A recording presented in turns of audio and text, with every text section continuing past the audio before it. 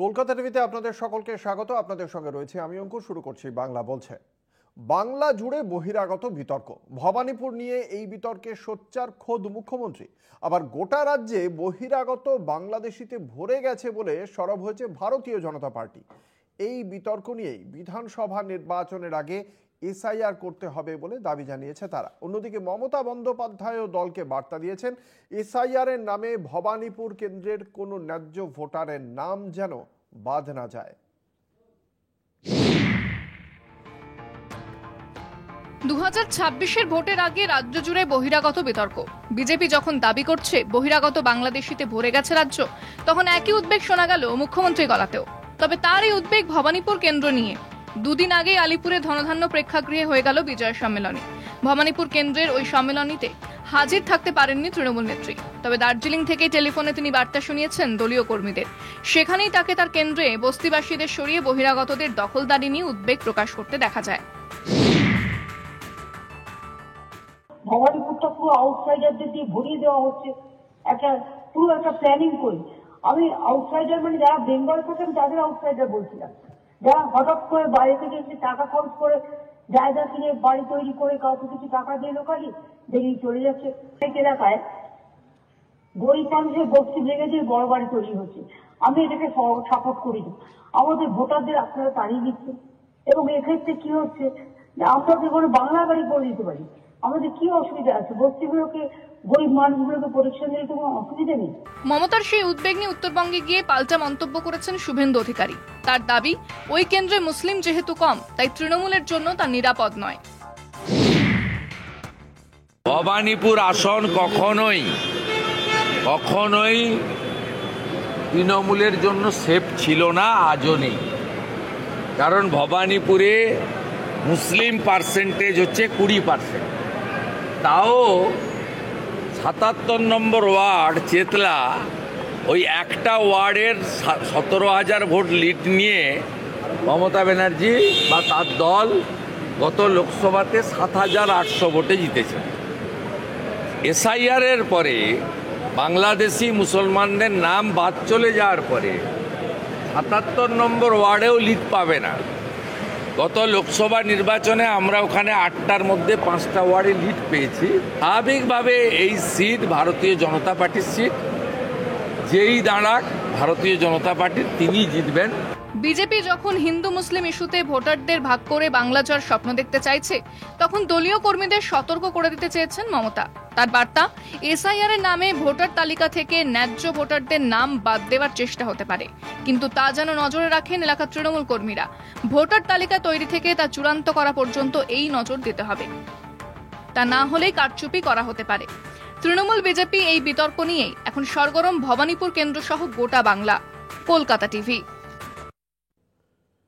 খোদ মুখ্যমন্ত্রী বলছেন জনবিন্যাস বদলে দিচ্ছে ভারতীয় জনতা পার্টি। অন্যদিকে ভারতীয় জনতা পার্টি একদিকে যেমন হুঙ্কার দিচ্ছে যে ভবানীপুরেও তারাই জিতবে, তার পাশাপাশি এই বিরোধী দলনেতা রাষ্ট্রপতি শাসনের হুঁশিয়ারি দিচ্ছেন।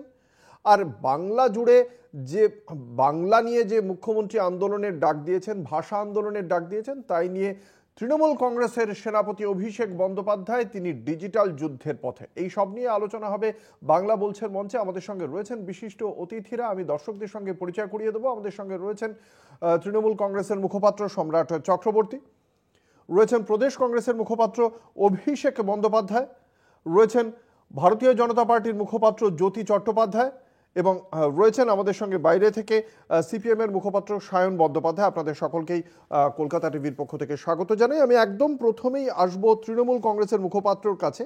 আমরা দেখেছি যে 2024-এর লোকসভা নির্বাচনের ফলাফল যদি আমরা বিশ্লেষণ করি, তাহলে দেখতে পাওয়া যাচ্ছে যে ব্যবধানটা 2021-এর উপনির্বাচনে প্রায় 58,000-এর ছিল, সেটা লোকসভায় ভবানীপুরের অ্যাসেম্বলি যদি আমরা দেখি সেটা 8,300-র মতো। এই কারণেই কি মানে চিন্তায় পড়ে গিয়েছে তৃণমূল কংগ্রেস? তৃণমূল কংগ্রেস চিন্তায় পড়ে গিয়েছে, এই বাক্যটাতে আমার আপত্তি আছে। প্রথম কথা হচ্ছে, পশ্চিমবঙ্গের রাজনীতি প্রেক্ষাপটে এক একটা নির্বাচন এক একটা প্রেক্ষিতে হয়। লোকসভার নির্বাচন, বিধানসভার নির্বাচন, এটা আপনারা মানবেন তো? 2024-এর লোকসভা নির্বাচনের পর থেকে বাংলার মানুষ প্রায় মোট 13টা উপনির্বাচনে তৃণমূল কংগ্রেসের ওপরই আস্থা রেখেছেন। প্রশ্নটা অন্য জায়গায়। মাননীয় মুখ্যমন্ত্রী মমতা বন্দ্যোপাধ্যায় যেটা বলেছেন যে সারা দেশ জুড়ে যে স্লোগানটা চলছে ভোট চোর গদি চোর, সেই ভোট চোরের বিভিন্ন প্রক্রিয়া, বিভিন্ন পদ্ধতি, এবং ভবানীপুরেও সেই পদ্ধতি অ্যাপ্লাই করার একটা চেষ্টা চলছে। সেটা ক্রমশ প্রকাশ্যে আরও জানা যাবে। আমি আপনাদেরকে বলছি যে ক্লাসের ফার্স্ট বয় পরীক্ষার প্রিপারেশনের সময় বলছে যে সিলেবাসের মধ্যে সবটা আমার আয়ত্তে, সিলেবাসের বাইরে প্রশ্ন আসলে আমাকে একটু ঠেকতে হবে। তাই শুনে ক্লাসে 0 পাওয়া ছেলেটা আত্মহারা, ভাবছে এবার বোধহয় ফার্স্ট বয়কে টপকে যাব। বা 294-তে প্রথমে 77 থেকে 65 পাওয়া ছেলেটাও আত্মহারা হয়ে উঠেছে যে ফার্স্ট বয়ের নাম্বার বোধহয় কমবে, কিন্তু ফার্স্ট বয় থাকবে। আমি খুব পরিষ্কারভাবে বলছি, ভবানীপুর কেন্দ্র মমতা বন্দ্যোপাধ্যায় রেকর্ড ভোটে জিতেছেন। বিগত 13টা উপনির্বাচনে তৃণমূল কংগ্রেস প্রমাণ করেছে 46% ভোট লোকসভায় পাওয়ার পর উপনির্বাচনগুলোতে ব্যবধান আরো বেড়েছে, ভোট শতাংশ বেড়েছে। কিভাবে দেখছেন যে দাবি এক্ষুনি আমরা শোনালাম যে যদি আমরা ওয়ার্ড ভিত্তিতে দেখি তাহলে 3টে ওয়ার্ড তৃণমূলের দখলে আর বাকি 5টা ওয়ার্ড বিজেপির দখলে, কিভাবে দেখছেন? আমি তো আবার বললাম, উনি কিভাবে বলছেন লোকসভার নিরিখে, বিধানসভায় সেরকম ভাবে হয় না। ভবানীপুর বিধানসভার মানুষ মুখ্যমন্ত্রী নির্বাচন করে। আর শুভেন্দু অধিকারী সম্পর্কে যত কম বলা যাবে ততই ভালো, কারণ যাকে আজও বাংলায় পরিচিতি দিতে হয়, আমি শুভেন্দু অধিকারী চেনেন তো, অপোজিশন লিডার, ওই যে মমতা ব্যানার্জিকে হারিয়েছিলাম, যার নিজের পরিচয় মমতা ব্যানার্জিকে দিয়ে দিতে হয়, যাকে এখনো 3বার ফুচকা ভেঙে খেতে হয় বাংলার মানুষকে, যে বাংলার মানুষ হিসেবে যে ফুচকা খাওয়া শেখেনি, তার কোনো প্রশ্নের উত্তর দেওয়া। আসবো ভারতীয় জনতা পার্টির মুখপাত্রের কাছে, জ্যোতি চট্টোপাধ্যায়, আপনার কাছে প্রশ্ন। এই যে বলা হচ্ছে টাকার জোরে বস্তি ভেঙে দিয়ে জনবিন্যাস বদলে দেওয়া হচ্ছে বাইরে থেকে লোক ঢুকে, কি বলবেন? না, প্রথমত আমি সম্রাটদের একটা কথা বলি যে শুভেন্দু অধিকারীর পরিচয়টা হচ্ছে যে উনি প্রায় ধরুন 200-র উপরে সিট পাওয়া একটা দলের মুখ্যমন্ত্রী, মানে তৎকালীন মুখ্যমন্ত্রী, এবং মুখ্যমন্ত্রী হিসেবে উনি ভোটে দাঁড়ান। তাকে যিনি হারিয়েছিলেন তার নাম হচ্ছে শুভেন্দু অধিকারী। এটাই হচ্ছে সব থেকে বড় সার্টিফিকেট, এরপরে আর কিছু বলার জায়গা থাকে না। দ্বিতীয় বিষয় হচ্ছে যে আপনি দেখবেন ধনধান্যের প্রেক্ষাগৃহে যখন ওই অনুষ্ঠানটা চলছিল, তখন মমতা বন্দ্যোপাধ্যায় যখন বললেন যে বস্তিগুলোকে ভেঙে দিয়ে বহুতল করা হচ্ছে, তখন আরেকজন ব্যক্তি তিনি পাশে দাঁড়িয়েছিলেন, তিনি হচ্ছেন কলকাতার মেয়র। কলকাতার মেয়র পাশে দাঁড়িয়েছিলেন এবং মুখটা সাথে সাথে না অল অফ এ সাডেন দেখবেন মুখটা এরকম নিচু করে নিয়েছে, কারণ উনি জানেন যে আলটিমেটলি যদি এই জিনিসগুলো হয়ে থাকে সেটা কার মাধ্যমে হয়েছে, মেয়রের মাধ্যমে হয়েছে। তিনি তো সেখানে নিজে উপস্থিত, তাহলে উনি ভালো রকম জানেন যে কাটমানিটা কোথায় গেছে। এখন দেখুন ভোট আসলে আপনার এই বাংলা বাঙালির কথা মনে ওঠে।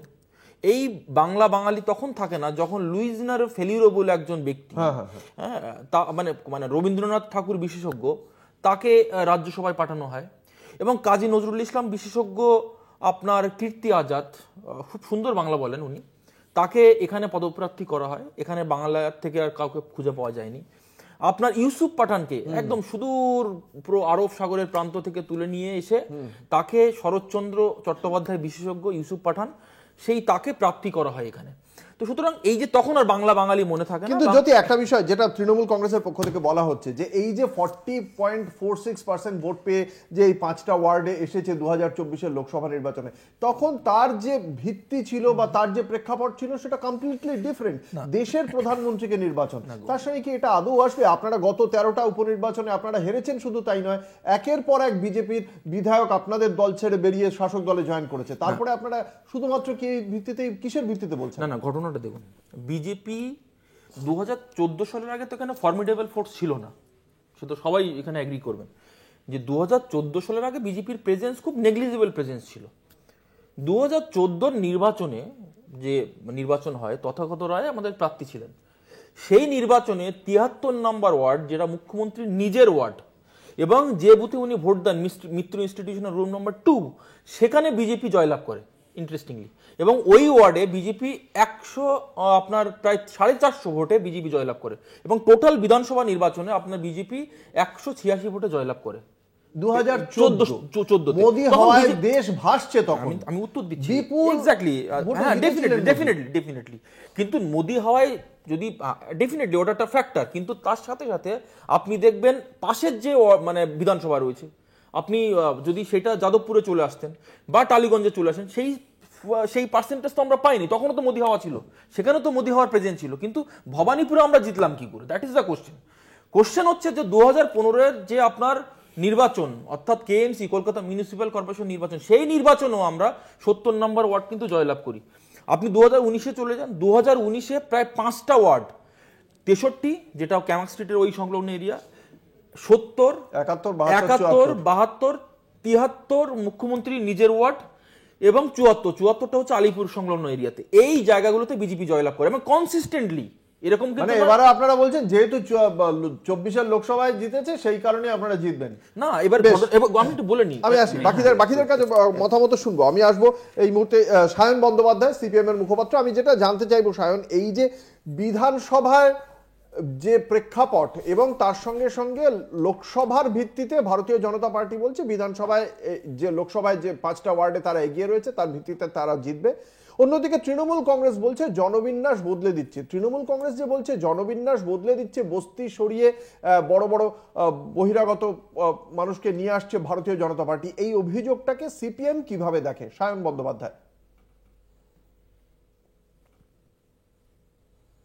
দেখুন, প্রথম কথা হচ্ছে অঙ্কুরবাবু, এই সুন্দর একটি সন্ধ্যাবেলায় 294টা আসনে বিধানসভা ভোট হবে, একটা ভবানীপুরে নয়, 294টা আসনে ভোট হবে। তার ভিত্তিতে রাজ্যের সরকার তৈরি হবে, বিরোধী দল ঠিক হবে। 294টা আসনে মাল্টি পার্টি ডেমোক্রেসি সিস্টেমে প্রচুর রাজনৈতিক দল, আমরা সহ আরো অনেক রাজনৈতিক দল তারা অংশগ্রহণ করবে। ফলে ভোটের 5-6 মাস আগে এই যেভাবে যা ননদ আর ভাসুরের ঝগড়ার মতো একটা কেন্দ্রকে কেন্দ্র করে, ভবানীপুরকে কেন্দ্র করে যেভাবে বাইনারি তৈরির চেষ্টা হচ্ছে, এতে গণতন্ত্রের কোনো স্থান নেই। এ বেকার করছে, 5 বছর ধরেও এ চলেছে। আজকে ভোটের 5-6 মাস আগে একটা ভবানীপুর দিয়ে যদি আবার মনে করে আবার বাজার গরম করবে, ওতে বাজার গরম হবে না। 294টা কেন্দ্র, আমি বারবার রিপিট করছি, আমরাও সেই ভোটের পার্টিসিপেন্টস। একটা অল ইন্ডিয়া পলিটিক্যাল পার্টি, ওখানে কংগ্রেস বসে আছে, একটা সর্বভারতীয় দল, দেশের বিরোধী দলনেতা যে দল থেকে বিলং করে, এদেরকে কনসিডারেশনে না রেখে পশ্চিমবাংলার বুকে যে কোনো ইলেকশনের আলোচনা হতে পারে না। কে কোন বড় ফুল আর ছোট ফুল কি করবে আর কি না করবে, কি খেউর করবে, ও দিয়ে নির্বাচনের কিছু হয় না। 1 নাম্বার কথা। 2 নাম্বার কথা, এই ভবানীপুর নির্বাচন নিয়ে বিজেপি এত কথা বলছে, আমরা সবাই জানি 2021 সালের নন্দীগ্রামে মমতা বন্দ্যোপাধ্যায় শুভেন্দু অধিকারীর কাছে পরাজিত হয়েছে নন্দীগ্রামে। সে নিয়ে মামলা মোকদ্দমা করেছে, সেটা আমাদের বিষয় নয়। কিন্তু আমি যে কথাটা বলতে চাইছি, হেরে যাওয়ার পরে কনস্টিটিউশনাল প্রভিশন অনুযায়ী উনি মুখ্যমন্ত্রীর পদ সামলেছেন।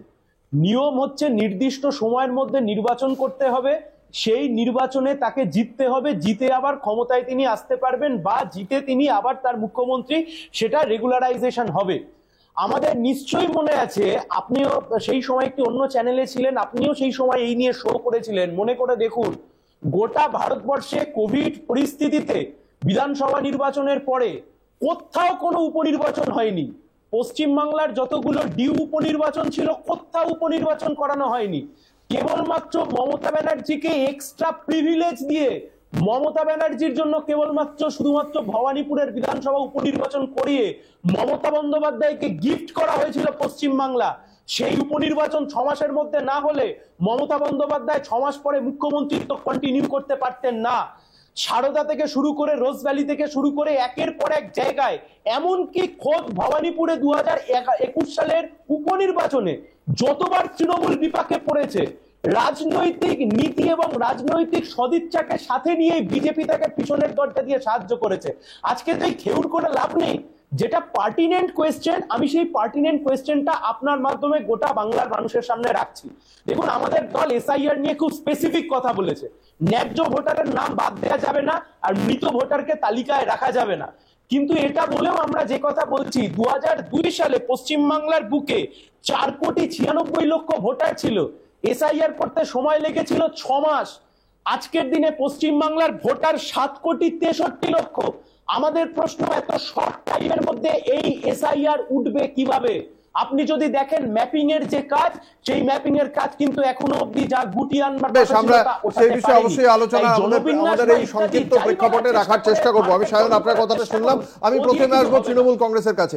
একেবারেই সরাসরি প্রশ্ন করা হয়েছে সায়নের পক্ষ থেকে, সিপিএম এর পক্ষ থেকে, যে এই জায়গায় দাঁড়িয়ে আপনাদের দলের পক্ষ থেকে যেটা বলা হচ্ছে বারংবার, এই যে উপনির্বাচন, সেই সময় কিভাবে মুখ্যমন্ত্রীকে পাইয়ে দেওয়া হয়েছিল, সেই সময় বাকি উপনির্বাচনগুলো হয়নি, সেটা কি অস্বীকার করেন? এবং আজকের ডেটে দাঁড়িয়েও মানে আপনি হয়তো এখনই প্রথমেই বলবেন যে মানে সিপিএম এর কত পার্সেন্ট ভোট আছে, শুধু ভবানীপুরেই 2024-এ 10.47% ভোট আছে, ফলে আপনি সেই বিষয়টা তুলে আনবেন।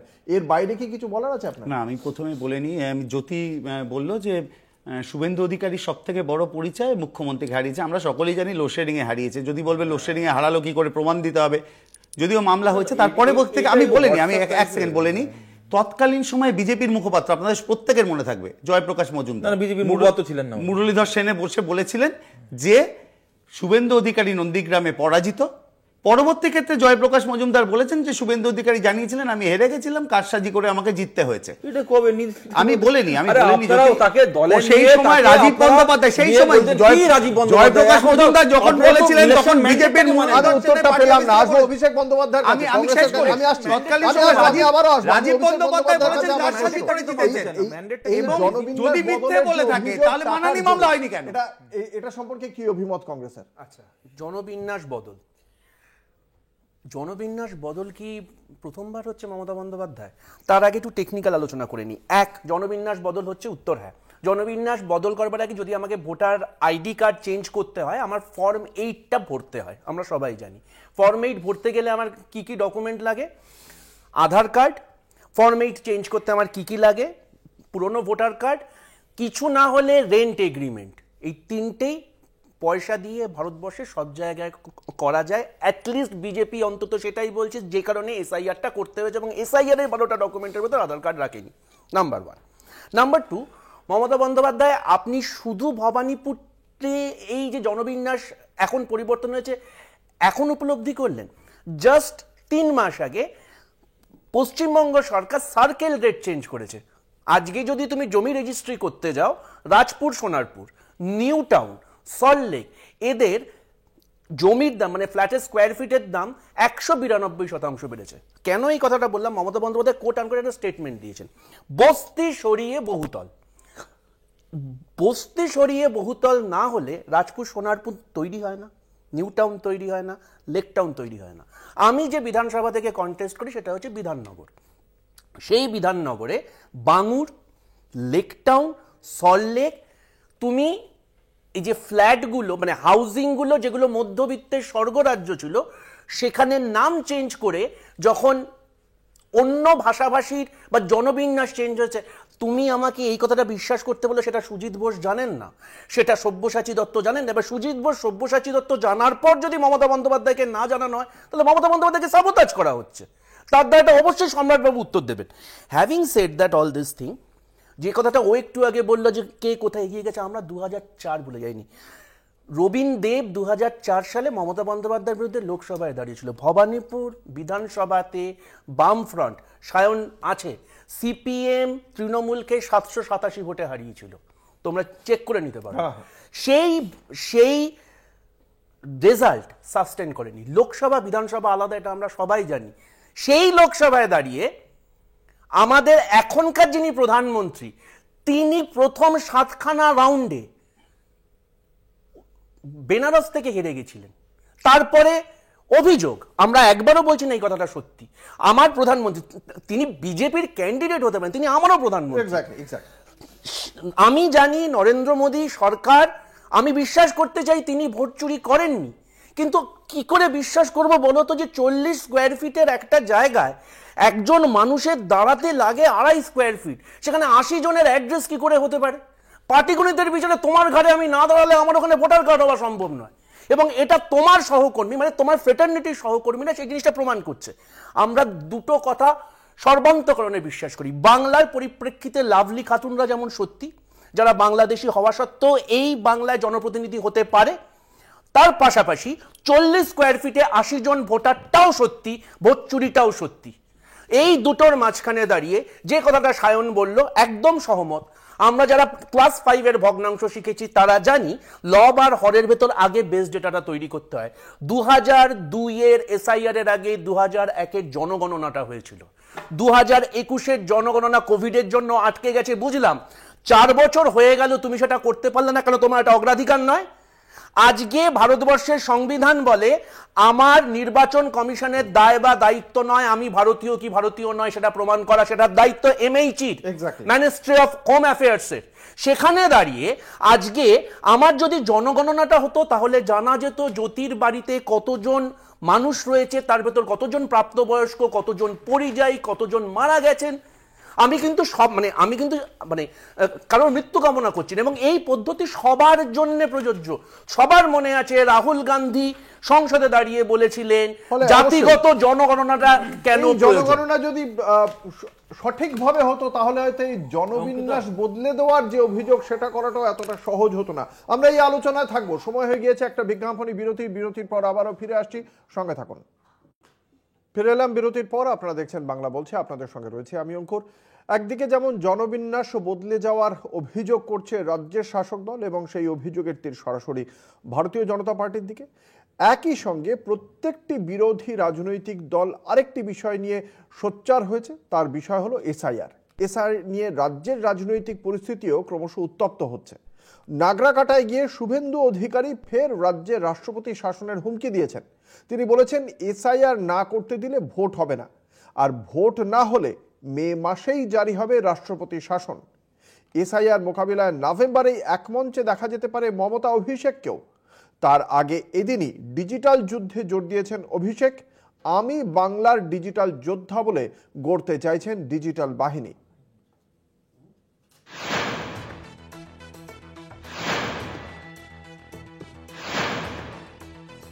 শুভেন্দুর হুমকি রাষ্ট্রপতি শাসনের, তৃণমূলের হুমকি পথে মোকাবিলার।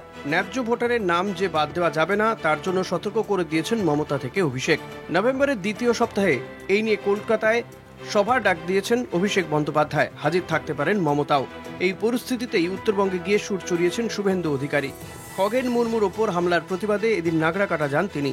সেখানেই বলেন এসআইআর না হলে ভোট হবে না, আর তা হলে মে মাসে রাজ্যে জারি হবে রাষ্ট্রপতি শাসন। এসআইআর এর সেমিফাইনালে পিসি এবং ভাইপো ভোট একটা চিৎকার করছে এসআইআর করতে দেব না, দম থাকলে আটকে দেখা। বলছে 2 তারিখ থেকে মিছিল করবো, কোন মিছিল? আমরাও পাল্টা মিছিল করবো, no SIR no election. SIR করতে দেবেন না, ভোটার লিস্ট তৈরি হবে না, ভোটার লিস্ট তৈরি না হলে ভোট হবে না, ভোট না হলে 14 আপিল 2026 রাত্রি 12টার পরে রাষ্ট্রপতি শাসন হবে। বারবারই এই হুমকি দিতে চাইছে বিজেপি, তবে তাতে গুরুত্ব দিতে নারাজ তৃণমূল। বরং বিজেপির সঙ্গে কিভাবে সর্বাত্মক যুদ্ধে সামিল হওয়া যায় সেই ছক কষে এগোতে চাইছে তারা। তাই বিধানসভা নির্বাচনে আগে ডিজিটাল যুদ্ধে জোর দিলেন অভিষেক। চালু হলো আমি বাংলার ডিজিটাল যোদ্ধা নামে পোর্টাল। বাংলার আত্মসম্মান যারা প্রতিদিন নষ্ট করে বা আত্মসম্মানে যারা প্রতিদিন আঘাত করছে, যারা মিথ্যা ও ঘৃণার রাজনীতি ছড়াচ্ছে, সাম্প্রদায়িকতার বীজ বপন করছে, তাদের জবাব দিতে হবে তথ্য দিয়ে, পরিসংখ্যান দিয়ে, যুক্তি দিয়ে, আর আত্মবিশ্বাসের সাথে বাংলার গৌরব দিয়ে। বাংলা বিরোধীরা এবং দিল্লির জমিদাররা তারা বাংলাকে শুধু অপমানিত করছে তাই নয়, দেশ তথা বিশ্ব দরবারে বাংলাকে ভুলভাবে উপস্থাপিত করছে। এই বাংলা বিরোধীরা বাংলার গৌরবকে নষ্ট করার প্রক্রিয়া চালাচ্ছে। যারা বাংলায় বসবাস করে না, বাংলা ভাষা জানে না, বাংলায় কথা বলতে জানে না, বাংলা পড়তে পারে না, যারা বাংলার হৃদস্পন্দনকে বোঝে না, তাদের বিরুদ্ধে আমাদের লড়তে হবে। এবং এই কারণেই আমি আজকে একটি বিশেষ উদ্যোগ চালু করছি, যার নাম হচ্ছে আমি বাংলার ডিজিটাল যোদ্ধা। এই ডিজিটাল যুগে জনগণের দ্বারা পরিচালিত এটি একটি বাহিনী বা একটা আর্মি বলা যেতে পারে, এমন এক বাহিনী যারা নতুন সৃষ্টিতে বিশ্বাস করে। একসময় এই ডিজিটাল যুদ্ধে এগিয়েছিল বিজেপি। গোটা দেশ জুড়েই প্রচারে সামিল হয়েছিল গেরুয়া বাহিনী। গত 1 দশক ধরে দিল্লিতে তার ফলও মিলেছিল। এবার সেই অস্ত্রকেই আগে ভাগে হাতিয়ার করে নিল তৃণমূল। বিজেপির বিরুদ্ধে দুর্নীতির অভিযোগ তুলে বাংলার যুব সম্প্রদায়কে এগিয়ে আসার আহ্বান জানালো রাজ্যের শাসক দল। ফলে সামনের বিধানসভা ভোট প্রচারে ডিজিটাল যুদ্ধ যে তুঙ্গে উঠতে চলেছে তা স্পষ্ট হচ্ছে। কলকাতা টিভি। রাষ্ট্রপতি শাসনের হুঁশিয়ারি দিচ্ছেন বিরোধী দলনেতা, অন্যদিকে ডিজিটাল যুদ্ধের কথা বলছেন তৃণমূল কংগ্রেসের সেনাপতি। আমি একদম প্রথমে আসবো রাজ্য বিজেপির মুখপাত্র জ্যোতি চট্টোপাধ্যায়ের কাছে। সোজা পথে অসম্ভব বুঝেই কি এবার রাষ্ট্রপতি শাসনের মাধ্যমে ক্ষমতার স্বাদ চেখে দেখার কথা বলছে বিজেপি? না, ক্ষমতা নয়, বিষয়টা হচ্ছে যে মানুষ কি তার ডেমোক্রেটিক যে রাইটস সেটা কি দিতে পারবে, সেটা কি পূরণ করতে পারবে? আমরা তো দেখেছি যে সায়েন্টিফিক রিগিং কিভাবে হয়। সায়েন্টিফিক রিগিংয়ের জন্য হিন্দু ভোটারদের বাড়ি গিয়ে থ্রেটনিং করা হয় যাতে কিনা তারা ভোট দিতে না পারেন। আবার হচ্ছে আপনার যেভাবে সন্ত্রাস করা হয়, পর্যবেক্ষকরা কি করেন, পোস্টপোল ভায়োলেন্স, দেখুন মানে ডেফিনেটলি এই ফ্লসগুলো রয়েছে। আমাদের তো বক্তব্য রয়েছে কমিশনারের বিরুদ্ধে যে আপনারা কেন ভোটারে মানে লোকসভায় 18 থেকে 12 হলো কেন? আমি বলছি লোকসভাতে আপনারা একবারও বলেননি যে কোনো কিছু মানে গন্ডগোল হয়েছে বলে, তো আপনারা একবারও বলেননি, উল্টে আপনাদের 6খানা আসন কমে গেল কেন? একটা উপনির্বাচনে জিততে পারলেন না, সবকটা বিজেপি বিধায়করা এদিক থেকে ওদিক হয়ে গেল কেন? না, কিন্তু এটাও তো ঠিক যে আপনি যদি পরিসংখ্যান ওয়াইজ দেখেন আমাদের ভোট পার্সেন্টেজ তো বাড়ছে, মানে ভোট পার্সেন্ট কিন্তু আপনার ডাউন ট্রেন্ডের নয়, ডাউন ট্রেন্ড নেই, আমাদের সব আপ ট্রেন্ড। এবার এটা গেল 1, 2 হচ্ছে আমাদের আপনার হচ্ছে যেটা হয়েছে সেটা হচ্ছে যে দেখুন এটা তো ফ্যাক্ট, যেটা ফ্যাক্ট ইজ ফ্যাক্ট। আমাদের যে মানে পশ্চিমবাংলায় এমনভাবে রাখা হয়েছে একটা সেগমেন্ট ভোটারদেরকে, তাদেরকে বেসিক্যালি ভয় দেখিয়ে হোক, এবং তারা শুধুমাত্র on the basis of religious গ্রাউন্ডে তারা নির্বাচন নিয়ে মানে উন্নয়ন প্রয়োজন নেই, তাদের একমাত্র আইডেন্টিটি হিসেবে ভোট দেয়। আপনার ধরুন অনেকগুলো আইডেন্টিটি থাকে একটা ভোটে, অনেক সময় কোনো ভোটার মহিলা হয়ে যায়, অনেক সময় কোনো ভোটার সরকারি কর্মচারী হয়ে যায়, যদি আমি সেই সেগমেন্ট অনুযায়ী দেখি। কিন্তু একটা কমিউনিটি রয়েছে যেখানে শুধুমাত্র on the basis of religious ground vote দিচ্ছে, শুধুমাত্র বিজেপিকে আটকানোর জন্য। সেই লেভেল তৈরি করেছে তৃণমূল কংগ্রেস। এবার এই জায়গায় দাঁড়িয়ে মানে বিজেপি রাষ্ট্রপতি শাসন ছাড়া আর কোনো রাষ্ট্রপতি শাসন না, সায়েন্টিফিক রিগিং তো হচ্ছে, ডেফিনেটলি রিগিং হচ্ছে। সিপিএম কি মনে করে? সায়ন বন্দ্যোপাধ্যায় এই রাষ্ট্রপতি শাসনের যে হুঁশিয়ারি দিচ্ছে বিরোধী দলনেতা শুভেন্দু অধিকারী, সেটাকে আপনারা কিভাবে মূল্যায়ন করেন?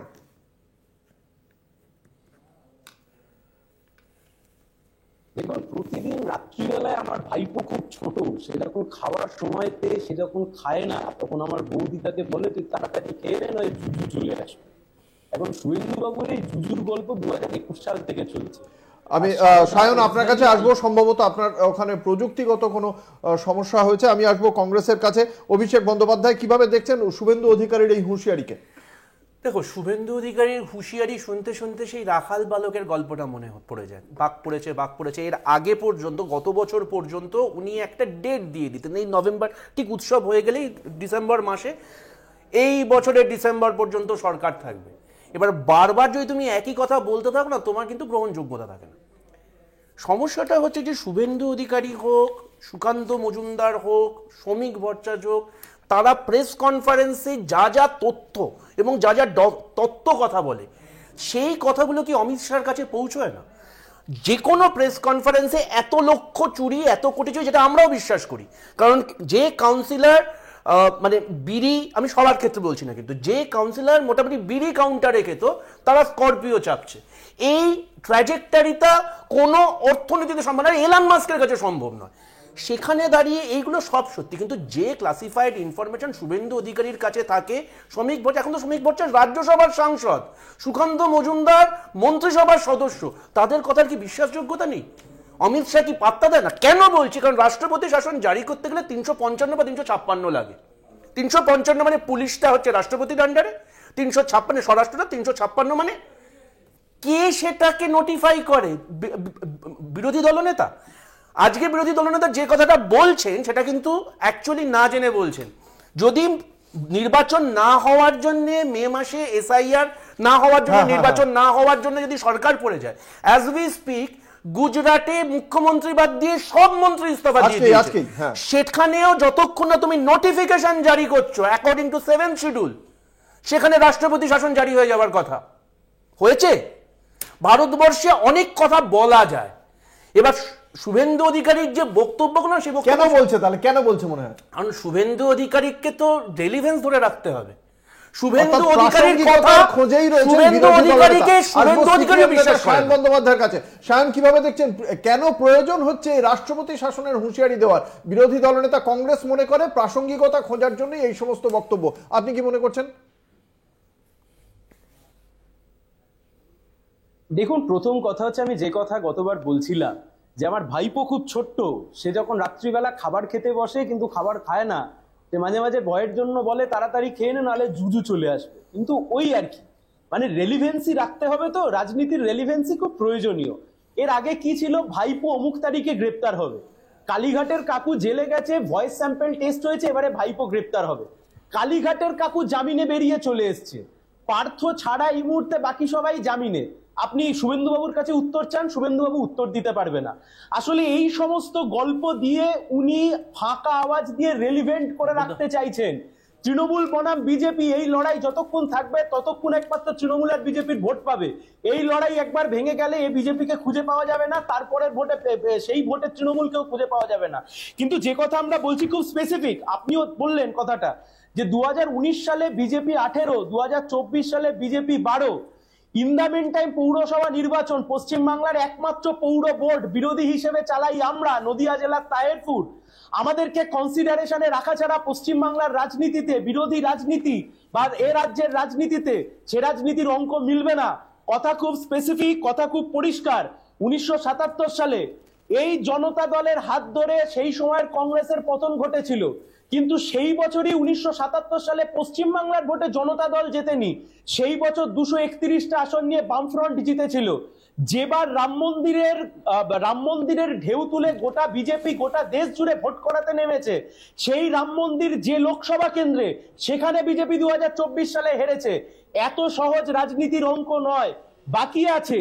এত গাল গল্প দিয়ে আমি আসবো একবার ভারতীয় জনতা পার্টির কাছে। সিপিএম এবং কংগ্রেস একগুচ্ছ অভিযোগ করেছে, জ্যোতি উত্তর শুনবো। আমি আর্তনাদগুলো দেখছিলাম যে আমাদেরকে বিরোধী দল হিসেবে রাখতে হবে, আমাদেরকে কেন রাখা হচ্ছে না। আরে এটা রাখার দায়িত্ব তো জনগণের, জনগণ ঠিক করবে, জনগণ ডিসাইড করবে যে কে বিরোধী দলে থাকবে। আপনারা জনগণের দ্বারা প্রত্যাখ্যিত, তো আমরা কি করতে পারি? আমরা তো আর গিয়ে বলতে পারি না জনগণকে। আর জনগণের দ্বারা কেন আমি কমপ্লিট করিনি। তার কারণ জনগণের দ্বারা প্রত্যাখ্যিত হওয়ার কারণটা হচ্ছে যে যাদেরকে এখানে দাঁড়িয়ে চোর বলছে, যাদেরকে এখানে দাঁড়িয়ে বলা হচ্ছে যে আপনারা চুরি করেছেন, তৃণমূল কংগ্রেস চোর, ডাকাত, মমতা বন্দ্যোপাধ্যায় ডাকাত, খুনি, আবার সাথে সাথে গিয়ে ইন্ডি জোটে গিয়ে বৈঠক করছেন। মানুষ তো এগুলো দেখে, এই যে হিপোক্রিসি ভণ্ডামগুলো। আপনি যখন অভিষেক বন্দ্যোপাধ্যায়কে ইডি ডাকলে যদি মনে করে এই কংগ্রেস এবং সিপিএম মানুষ তো সেটা দেখছে, ডেফিনেটলি রিজেক্ট করবে এদেরকে। সায়ন সংক্ষেপে। অঙ্কুর বাবু একটা প্রশ্ন আছে, আমার একটাই প্রশ্ন। আমি বলছি বিজেপি যা বলছে বুঝলাম, 2016 সালে এই বিজেপি তো বিধানসভা ভোটের আগে শুভেন্দু অধিকারী দুহাত তুলে ঘুষ খাচ্ছিল, তার ভিডিও ফুটেজ দেখিয়েছিল। 2021 সালে সেই শুভেন্দু অধিকারী বিজেপির প্রার্থী ছিল। সুতরাং বলবার আগে নিজের গায়ে যে দুর্গন্ধ বেরোচ্ছে তা একবার চোখ খুলে দেখো। রাষ্ট্রপতি শাসন করবার সময় মহারাষ্ট্রে এত বাতেলা দিতে হয় না, মধ্যপ্রদেশে এত বাতেলা দিতে হয় না। কথাটা বলেছে কেন জ্যোতি, যে কথাটা বলছে সেটা মেনে নিয়েছে তো, একদম হিন্দি সিনেমার বিবেকের মতো বলেছে। ঠিক একে হাঙ্গেল একদম সিনেমার জায়গা থেকে চলে এসে আমার একদম পাশে বসে পড়েছে। দেখবে বাংলা দিল্লিতে যেমন সব সমস্যাটা কোথায় বলো তো, ও যে বিবেকটা আমাদেরকে দেখাতে চাইছে, নিশ্চয়ই আমি বাড়িতে গিয়ে আয়না দেখবো, ও সেই আয়নাটা ওর বুকের পাটা নেই, ওই একই কথাটা বলে। কোনটা? অমিত শাহের, অমিত শাহ আর মমতা ব্যানার্জি একসঙ্গে কি বলতে থাকবে? অমিত শাহ ওর থেকে রাহুল গান্ধী আর অভিষেক ব্যানার্জিকে মিটিং করবে, আর এখানে তোমরা চোর বলবে। তুমি তো অসভ্যতামি করো না। না জাকি পিসিং এর বিষয়টা বলছো কি? আমি জাস্ট একটা প্রশ্ন বলা হচ্ছে, একটা যে অভিষেক অমিত শাহ তোমাকে বলা নেতা না, অমিত শাহ তোমাকে বলা নেতা না, অমিত শাহ এখানে বলছে অভিষেক বন্দ্যোপাধ্যায় জেলে, অমিত শাহকে জেলে, রাহুল গান্ধীর সঙ্গে আরে অমিত শাহ জেলে ঢোকাতে পারছে না কেন? আমি জেলে ঢোকাবো? অভিষেক বন্দ্যোপাধ্যায় বলছে অভিষেক বন্দ্যোপাধ্যায়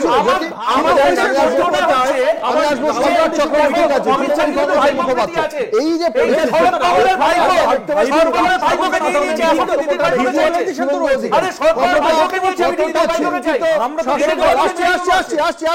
শুভেন্দুর চ্যালেঞ্জ নিয়ে কি ভাবছে তৃণমূল, একবার শুনবো। শুভেন্দুর চ্যালেঞ্জ নিয়ে কি ভাবছে তৃণমূল কংগ্রেস, সম্রাট চক্রবর্তী শুনি। আমি সায়নের কথা থেকে আসি। সায়ন যেখান থেকে বলেছে, সায়ন বা সিপিএম এর এই পশ্চিমবাংলার ব্যাপারটা হচ্ছে বড় মরে মরুক, সতীন যেন বিধবা হয়। এই লক্ষ্য নিয়ে যারা রাজনীতি করে তারা শূন্য থেকে মহাশূন্যে যায়, আর কিছু হয় না। এবার আসি শুভেন্দু অধিকারী। রাজসভায় যখন একটা জোকার ঢোকে, রঞ্জিত ঘোষ, তখন রাজসভায় যখন একটা জোকার ঢোকে তখন সেই জোকারটা রাজা হয়ে যায় না। সেই জোকারটা আমি এখনো শুভেন্দু অধিকারী নিয়ে কিছু বলিনি, আমি এখনো শুভেন্দু আমি বলিনি শুভেন্দু। আমার কথাটা শেষ করতে দাও। রাজসভায় যখন একটা জোকার ঢোকে, জোকারটা রাজা হয় না, পুরো রাজসভাটা সার্কাসে পরিণত হয়। বিজেপি দলটাই বাংলা সার্কাসে পরিণত হয়েছে। যারা হিন্দুদের সামনে সমাজ করে নির্বাচনে একজন সিরিয়াস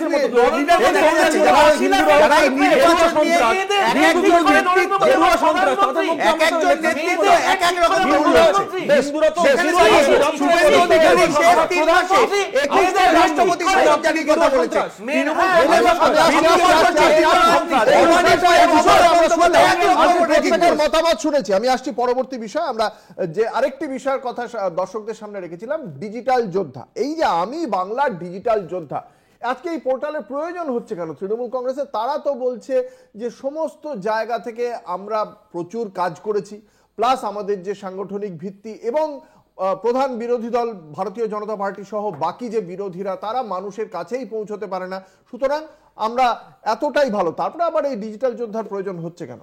না না, ডিজিটাল এখন দেখুন ভারতবর্ষের মার্কেট ডিজিটাল মার্কেট এবং এই ডিজিটাল দুনিয়ায় চলছে, সেটা আবার কিন্তু এরকম ভাবেন না যে নরেন্দ্র মোদীর মতো ডিজিটাল ইন্ডিয়া যেখানে টেলিপ্রম্পটার ছাড়া একটা ইংরেজি শব্দ উচ্চারণ করা যায় না। আমি আমি সেটা বলছি, একজন মুখপাত্র হিসেবে অ্যাট লিস্ট সেন্সিবল হওয়া প্রয়োজন। না না না, এটা টেলিপ্রম্পটারে বলছেন তো সারা আমাকে বলা কি আছে? সারা ভারতবর্ষ জানে, সারা ভারতবর্ষ জানে প্রধানমন্ত্রীর বক্তব্য বন্ধ হয়ে যায়। জানতে চাই, আসছি আপনাকে যেটা জানতে চাই, আজকে আমরা বক্তব্যটাও আমরা চালালাম যে আমরা এখানে নতুন কিছু সৃষ্টি করব ডিজিটালে। মানে রাজনৈতিক কথা বলতে গেলে মানে নেতা নেতৃত্ব সবসময় বলেন কি আমরা সত্যিটা দর্শকদের মানে মানুষের সামনে আনি, সৃষ্টি করতে গেলে তো সেটা কল্পনা প্রসূত, তার মানে সেটা কল্পনার কিছু আনবেন নাকি সত্যিটা দেখাবেন? না না, এই ক্ষেত্রে খুব প্রাসঙ্গিক এই জিনিসটা, যেখানে উগ্র সাম্প্রদায়িকতা চলছে, যেখানে দাঁড়িয়ে বাঙালিরা বাংলার অস্মিতা আজকে বিপন্ন হয়ে গেছে, বাংলা ভাষা আজকে বিপন্ন হয়ে গেছে ভারতবর্ষের প্রেক্ষিতে, বাঙালি পরিযায়ী শ্রমিকদের যেভাবে আক্রমণ করা হচ্ছে এবং বাংলার অস্মিতাকে আঘাত করা হচ্ছে। আজকে স্বাধীনতার ৭৭ বছর পরে এই বাংলার মাটিতে দাঁড়িয়ে কেউ প্রশ্ন করছে তুমি হিন্দু, তুমি জয় শ্রীরাম বলো, নইলে তোমার হিন্দুত্ব থাকবে না। এই কথা মানুষকে বোঝানোর প্রয়োজন। হ্যাঁ আমি হিন্দু, আমি জয় শ্রীরাম বলি না, কিন্তু আমি আমার রবীন্দ্রনাথকে জানি, যে রবীন্দ্রনাথ কাবলিওয়ালা গল্পে ছোট্ট মিনির সঙ্গে রহমতের আপত্ত স্নেহ দেখিয়েছিল। আমি সেই বাঙালি, সেই বাঙালির বাংলার অস্মিতা, সেই বাংলার সংস্কৃতি, সেই বাংলাকে আমরা এগিয়ে নিয়ে যেতে চাই এবং সেটা ডিজিটাল প্ল্যাটফর্মে এগিয়ে নিয়ে যেতে চাই। আমি আসবো কংগ্রেসের কাছে। এই যে ডিজিটাল ওয়ারের যে প্রয়োজনীয়তা এবং তার সঙ্গে সঙ্গে যেটা আমরা দেখেছি তো যে বিভিন্ন সময় এই বাংলার বিভিন্ন জায়গার ছবি দেখানো হয়েছে, যে ছবিটা হয়তো ভিন রাজ্যের কোনো ঘটনা, বা আমরা দেখেছিলাম পাবন সিংকে ভারতীয় জনতা পার্টি প্রার্থী হিসেবে নিয়ে এসেছিল, পরবর্তীকালে তৃণমূল কংগ্রেস একটানা প্রচার করলো, যেখানে জানতে পারা গেল পাবন সিং এর বিরুদ্ধে একগুচ্ছ অভিযোগ রয়েছে, যে অভিযোগগুলো নারী বিদ্বেষ সংক্রান্ত অভিযোগ। তারপরে সেই প্রার্থীপদ প্রত্যাহার করতে বাধ্য হয় বিজেপি, প্রার্থীকে প্রত্যাহার করতে বাধ্য হয় বিজেপি। তাহলে আজকের এই ডিজিটাল ওয়ারের প্রয়োজনটা কতটা, কংগ্রেসই বা সেটাকে কিভাবে দেখে? আমি ওই প্রশ্নের উত্তর দেওয়ার আগে দাদার একটা কথার সঙ্গে সাযুজ্য রেখে, আজকে কিন্তু বিজেপিও রহমতকে মানে আফগানিস্তানের তালিবান শাসিত রহমতকে বাবা বলছে। তালিবানের লোকজন এসে গেছে এবং তারপরে আলটিমেটলি কি হচ্ছে, সেই প্রেস কনফারেন্সে আমাদের মা বোনেদেরকে ঢুকতে দেওয়া হচ্ছে না। অর্থাৎ রহমত নিয়ে আজকাল আর খোঁচা দেবেন না, জ্যোতিরা এখন তালিবানদেরও বলছে আমাদের নতুন বাবা, তো সেটা বড় ব্যাপার। বিজেপি এই মানে এই যে 101 জনের লিস্ট, সেখানে কোনো সংখ্যালঘু নেই না, সেটা তো হবে। দেশের সংখ্যালঘুকে ওরা পছন্দ করে না, কিন্তু জয়সাকে আজকে প্রেস কনফারেন্স করতে গেলে দুবাইতে যেতে হয়। যাই হোক, আমি যে কথাটা বলছিলাম, আমি নিজে একজন তথ্য প্রযুক্তি কর্মী, সেখানে দাঁড়িয়ে আমি অবশ্যই মনে করি ডিজিটাল হাতিয়ার একটা গুরুত্বপূর্ণ হাতিয়ার, কিন্তু সমস্যাটা এআই নিয়ে। আর্টিফিশিয়াল ইন্টেলিজেন্সের সুবাদে আজকাল আমরা সব জায়গায় দেখতে পাচ্ছি, ইভেন দুর্গাপুর কাণ্ডের সময় আমরা দেখেছি তোমাদের সংবাদ মাধ্যমে সহ সংবাদ মাধ্যম, হয়তো তোমার সংবাদ মাধ্যম নয়, তাদের ফন্ট ব্যবহার করে নাকি মিথ্যে খবর সরানো হচ্ছে। যে পার্টি করুক না কেন তাকে কিন্তু দায়িত্বশীল হতে হবে, কারণ গোয়েবেলস এর কাছে এআই ছিল না। এখন যদি এখনকার আজকের গোয়েবেলস এর হাতে যদি এআই এসে যায়, তাহলে শুধুমাত্র অন্য খবর আসবে তা নয়, বিশ্বাসযোগ্য অন্য খবর চলে আসবে। এবার সাধারণ মানুষ যারা আমার তোমার মতো অতটা ডিজিটালি এক্সপোজ এবং লিটারেট নন, তাদেরকে বিভ্রান্ত এবং ভুল করাবার যথেষ্ট সম্ভাবনা আছে। জাস্ট একটা ঘটনা দিয়ে শেষ করব, বাদুড়িয়ার রায়ট আমরা কেউ ভুলিনি, সেখানে কিন্তু জাস্ট একটা মিম থেকে সেই রায়টের সূত্রপাত হয়েছিল। আমাদেরকে দায়িত্বশীল হতে হবে। এআই একটা টুল, বুদ্ধদেব নিজের ইন্টেলিজেন্স ব্যবহার করুন। আপনারা ব্যবহার করেছিলেন তার একটা এআই ভার্সন দিয়ে, এবং সিপিএম এর একটা বেশ গুরুত্বপূর্ণ একটা টিম রয়েছে যারা এই নির্বাচনের সময় বা নির্বাচন অন্যান্য সময়ও আপনারা বেশ ভালো রকম ভাবে এই টিমকে ব্যবহার করেন। এবার তৃণমূল কংগ্রেস একেবারে ডিজিটাল যোদ্ধা নামাচ্ছে, এটার প্রয়োজনীয়তা এবং এর সম্পর্কে কি কি উদ্বেগ রয়েছে আপনাদের? কারণ এক্ষুনি একটা উদ্বেগের কথা কংগ্রেসের মুখ থেকে শুনলাম যে এর বিশ্বাসযোগ্যতা এআই ব্যবহারের ফলে যথেষ্ট সমস্যা তৈরি করতে পারে। আপনারা কি ভাবছেন?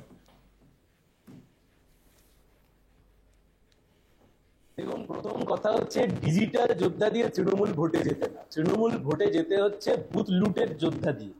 ভোটের দিন বুথ লুটের যোদ্ধা দিয়ে কথা বলছে, কি বলছে? ভোটটাকে ওদেরকে সেখানে কাস্ট করাতে হয়। সুতরাং কথা খুব স্পষ্ট, কথা খুব পরিষ্কার। আমরা সিপিআইএম, আমরা নেটেও আছি, আমরা হেঁটেও আছি, আমরা নেটেও খুব সক্রিয়। আবার বিচার চাইতে গিয়ে, লড়াই করতে গিয়ে আমাদের নেতা নেত্রীরাই জেল কেটেছে। এ রাজ্যের বিরোধী দলনেতা এখন অব্দি 2 দিন গিয়ে জেলে থেকে এসছে, এমন নিদর্শন খুঁজে পাওয়া যায় না। শুধু আমি একটা কথা বলে শেষ করবো, এখানে বিজেপির যিনি প্রতিনিধি আছেন অনেক প্রশ্ন করেছেন, ভাইটি খালি একটা উত্তর দাও, এই অভিষেক ব্যানার্জিকে এই দেশের নরেন্দ্র মোদী, এদেশের প্রধানমন্ত্রী অভিষেক ব্যানার্জিকে কিভাবে জাপান পাঠিয়েছিল অপারেশন সিন্দুরের প্রচার করবার জন্য, এর উত্তর তুমি দিতে পারবে? এর উত্তর তুমি দিতে পারবে না। সেটিং করে মাথায় করে তৃণমূলকে রেখে দিয়েছো, নালে তৃণমূল অনেকদিন আগে ভোগে চলে যেত। আবার বলছি 2026-এর নির্বাচনে Trinamool has to go from the power. BJP পারবে না, বিকল্প শক্তি দিয়ে গোটা রাজ্যের মানুষকে নামতে হবে এ রাজ্যকে বাঁচানোর জন্য, এ রাজ্যের অস্মিতাকে বাঁচানোর জন্য। শিক্ষা, স্বাস্থ্য, মহিলাদের সুরক্ষা সবকিছু ধ্বংসে পরিণত করেছে এই কেবলমাত্র তৃণমূল, বিজেপি, শুভেন্দুবাবু আর মমতা ব্যানার্জি। এর মানে রাজনীতি নয়, রাজনীতি মানে বাংলা, রাজনীতি মানে পশ্চিমবাংলা, বাংলার জ্যোতির কাছে একগুচ্ছ অভিযোগ, উত্তর শুনবো। জ্যোতি চট্টোপাধ্যায়। না, প্রথমত হচ্ছে যে বিজেপি, এখানে বিজেপির পুরো বক্তব্য ক্লিয়ার। বক্তব্যটা হচ্ছে তু মেমের ভিতরে না গিয়ে আমরা যদি বলি যে মিথ্যে ভাই, আবার দেখো তুমি কতবার আমায় বলতে দাও, নির্বাচনে আমরা বলতে না দিই ভালো লাগবে।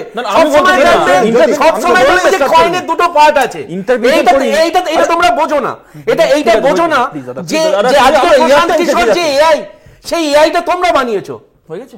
আমি বলি না, আবার আমরা চাই তো বাংলার মানুষকে এর থেকে বঞ্চিত করো না। আয়ুষ্মান ভারত, প্লিজ, হ্যাঁ, বাংলার মানুষ আয়ুষ্মান ভারত যেটা যোজনা, সেই আয়ুষ্মান ভারতের ক্লেম সেটেলমেন্ট রেশিওটা একটু বলবে। তুমি কি তৃণমূল কংগ্রেস আয়ুষ্মান ভারতের ক্লেম সেটেলমেন্ট রেশিওটা একটু বলবে? কিসের সেটেলমেন্ট ইস্যু? আরে আয়ুষ্মান ভারত ইন্স্যুরেন্স, একজন তো পাবে। Ayushman Bharat insurance claim settlement রেশিওটা একজন তো পাবে ভাই। এবার দ্বিতীয় বিষয় হচ্ছে কেন্দ্রীয় প্রকল্পের যে নয় হয়, কেন্দ্রীয় ভাই, একে থামাও না ভাই, আমি বলতে পারবো না। কৃষি ইন্স্যুরেন্সের রাহুল গান্ধী বসিয়েছে। আরে নরেন্দ্র মোদির মতো মেয়েদের রেখে করি না, নরেন্দ্র মোদি তো আলু তো আলোই কালো তোমাদের কামিনী কাঞ্চন বলেছে, তথা বলা তোমাদের আলু দোষ আছে সেটা জানা আছে। আরে বিজেপি তো আলু মানে আলু দোষ সেটা জানা আছে।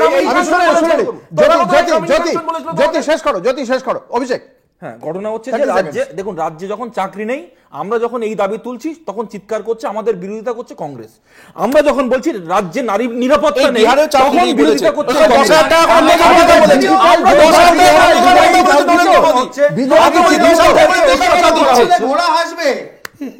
আমরা বলছি আলোচনা চলছিল